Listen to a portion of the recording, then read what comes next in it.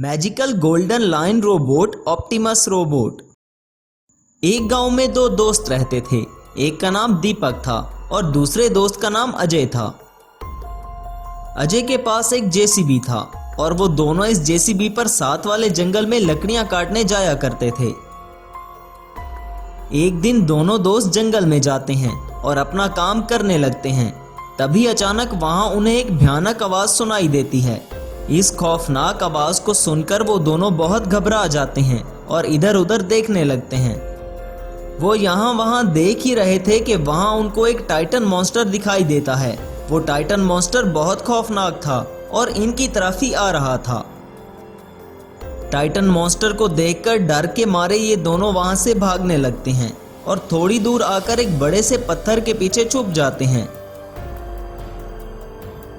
लेकिन उनकी जेसीबी वहीं रह जाती है, इसलिए वो टाइटन मॉन्स्टर उस जेसीबी को वहीं पर तबाह कर देता है।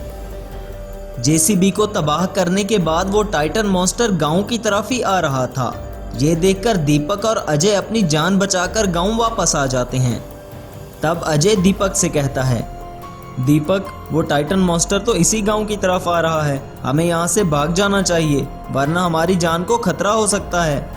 ये सुनकर दीपक कहता है, तुम्हारी बात तो ठीक है, लेकिन हमें इन सब मासूम गांव वालों की जान बचानी होगी। तब अजय कहता है, लेकिन तुम इस टाइटन मॉन्स्टर का सामना कैसे करोगे? तब दीपक अपने एक साइंटिस्ट दोस्त को कॉल मिलाता है जो आजकल रोबोट्स पर रिसर्च कर रहा था। दीपक अपने साइंटिस्ट दोस्त को टाइटन मॉन्स्टर के बारे में सब बताता है। तब वो साइंटिस्ट कहता है, मेरा रोबोट अभी इस टाइटन मॉन्स्टर से लड़ने के लिए तैयार नहीं है। मुझे इसको अपग्रेड करना होगा। वैसे भी इसको पूरी तरह तैयार होने में कुछ समय लग जाएगा। उसी वक्त अचानक वो टाइटन मॉन्स्टर गांव में आ जाता है। लोग इतने बड़े टाइटन मॉन्स्टर को देखकर डर के मारे यहाँ वहां भागने लगते हैं, क्योंकि किसी ने भी ऐसा खतरनाक राक्षस पहले कभी नहीं देखा था।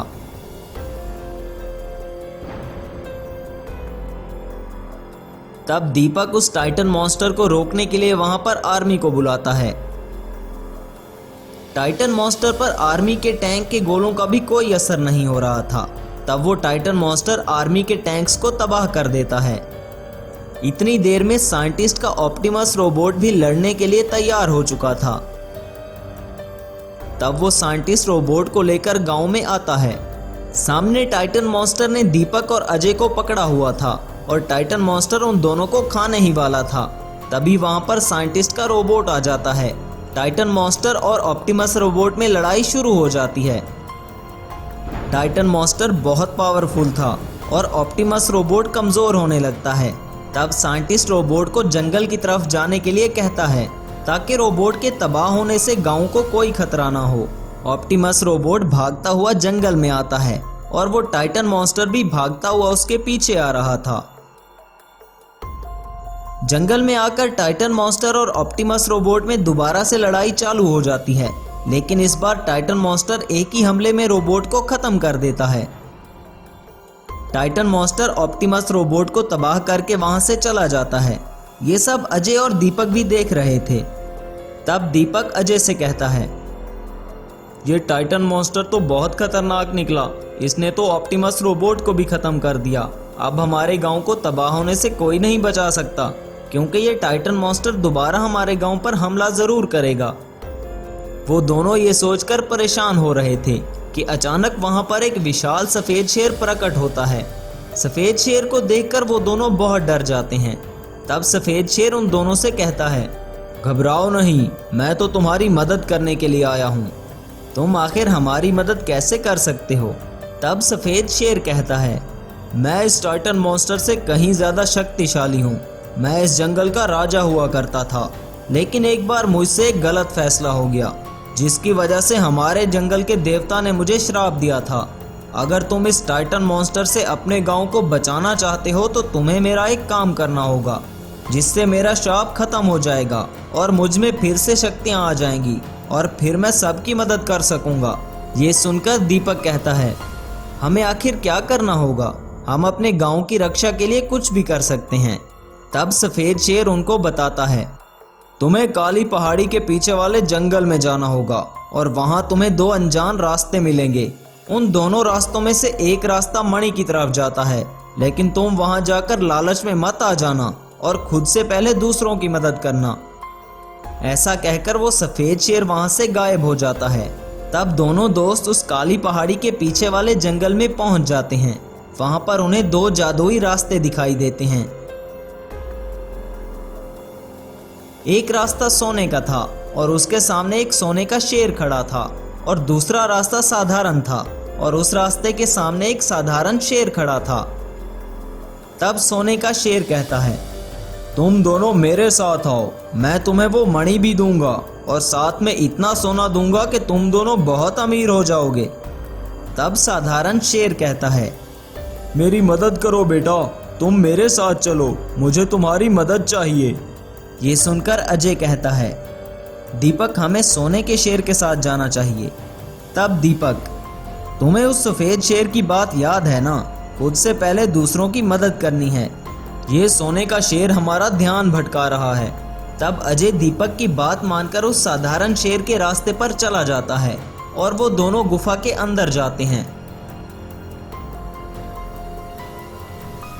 गुफा में सामने ही एक चमकदार मणि पड़ी हुई थी। मणि को देखकर वो दोनों बहुत हैरान होते हैं। तब वो साधारण शेर एक शेर में बदल जाता है और कहता है, ये दोनों रास्ते मेरे ही थे, लेकिन तुम दोनों ने लालच ना करके सही रास्ता चुना और अब तुम इस मणि को ले जा सकते हो। तब वो दोनों मणि लेकर जंगल में वापस आते हैं और वहां फिर से वो विशाल सफेद शेर प्रकट होता है। अब उस शेर में सब शक्तियां वापस आ चुकी थीं। वो दोनों सफेद शेर के साथ गांव में वापस आते हैं। तब वहां टाइटन मॉन्स्टर भी आ जाता है।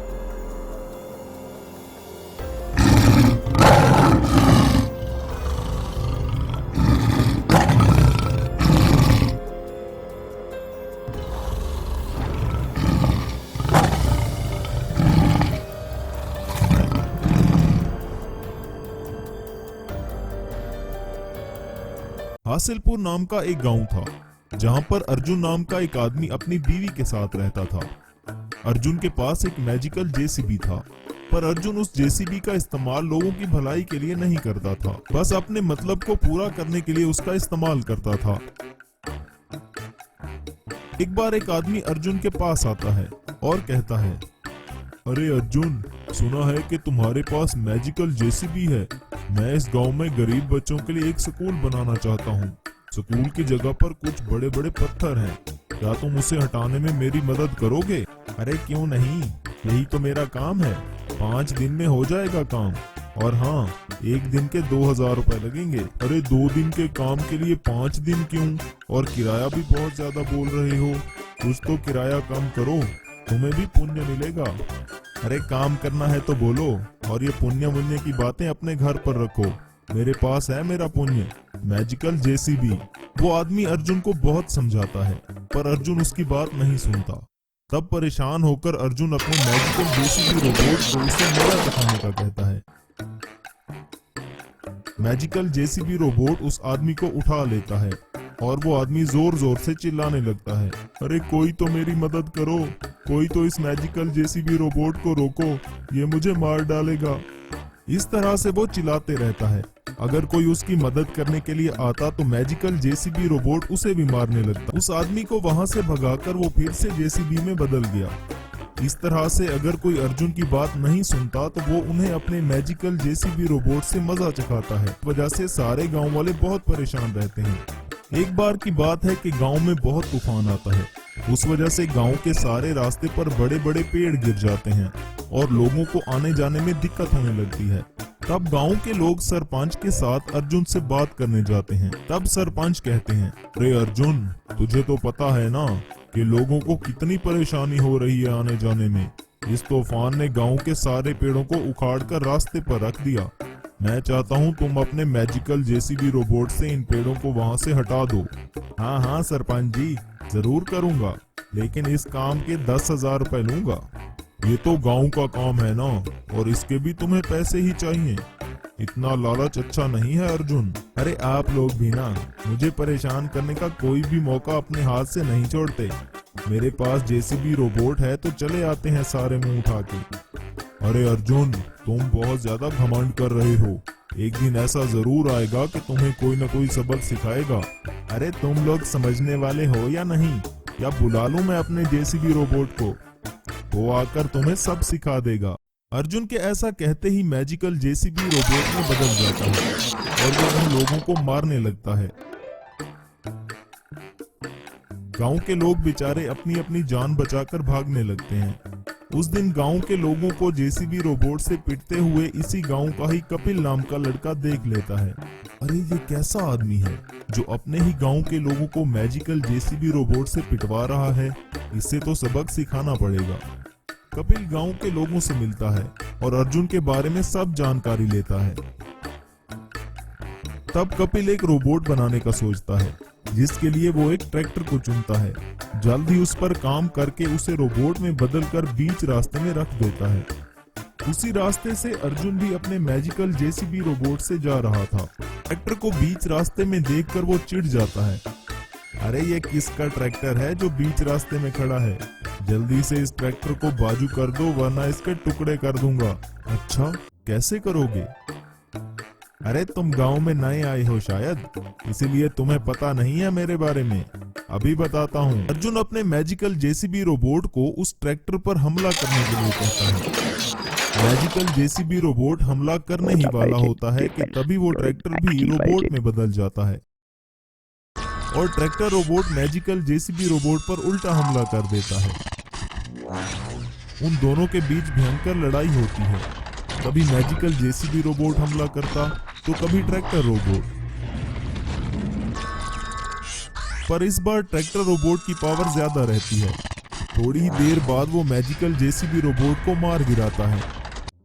ये देखकर अर्जुन बहुत डर जाता है और कहता है, अरे अरे भाई, तुम कौन हो वो तो पता नहीं, पर मुझे माफ कर दो, मुझसे गलती हो गई, मुझे माफ कर दो। देखो अर्जुन, अगर तुम्हें माफी मांगनी है तो पूरे गांव वालों से माफी मांगो। इस तरह अर्जुन पूरे गांव वालों से माफी मांगता है और कपिल अपने ट्रैक्टर रोबोट को लेकर वहां से चला जाता है। उस दिन से अर्जुन सबसे अच्छे से बर्ताव करने लगता है।